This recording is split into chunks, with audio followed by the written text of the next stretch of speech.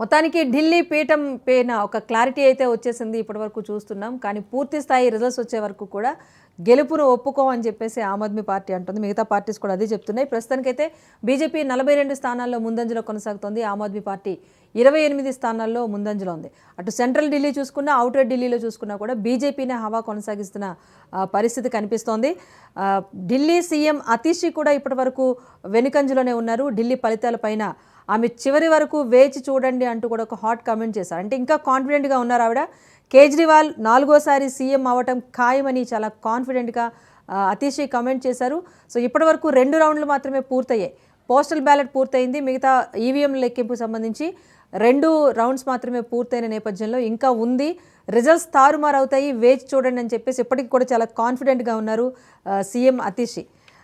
అదే కామెంట్ చేశారు ఆవిడ ఢిల్లీ ఫలితాలకు సంబంధించి. అయితే ఆప్ 2013తో పోల్చుకుంటే ఇంత స్థాయిలో వెనుకంజ అనేది మొదటిసారి చూస్తున్నాం. సో ఢిల్లీలో పాగా వేయాలన్న బీజేపీ స్ట్రాటజీ అయితే వర్కౌట్ అయింది అంటంలో ఎలాంటి సందేహం లేదు. ఒక రకంగా బడ్జెట్ ప్రతిపాదన కలిసి వచ్చింది ఢిల్లీ రిజల్ట్స్ ముందు. ట్యాక్స్ ఎగ్జంప్షన్ ఒకటి, 8th PRC ఒకటి ఉద్యోగులను బాగా ఆకర్షించే అంశం అని చెప్తున్నారు. ఇంకొక వైపు సంకల్ప పత్ర పేరుతో వచ్చిన మేనిఫెస్టో కూడా మధ్యతరగతి ప్రజలు ఆకర్షితులయ్యారు. సో అందుకనే ఇలాంటి రిజల్ట్స్ వస్తున్నాయని చెప్తున్నారు విశ్లేషకులు. దీంతోపాటు ఇండి కూటమికి సంబంధించిన కీలక పార్టీస్ ఏవైతే ఉన్నాయో వీటి మధ్య లుకలుకలు కూడా కొంత ఓట్ల చీలికకు కారణమైంది అనే విశ్లేషణలు కూడా ఇప్పటివరకు మనం అందరితో మాట్లాడుతుండగా అదే అంశం తెర మీదకి వస్తుంది. అయితే ఇక్కడ ఓటింగ్ పర్సంటేజ్ అయితే మాత్రం పెద్దగా రాలేదు. ఓట్ షేర్ ఇంకా 43%లో ఉంది. 40% కన్నా ఎబోలోనే ఆమ్ ఆద్మీ పార్టీ ఉంది. సో ఇది పూర్తి స్థాయి రిజల్ట్స్ వచ్చే వరకు కూడా వేచి చూడండి.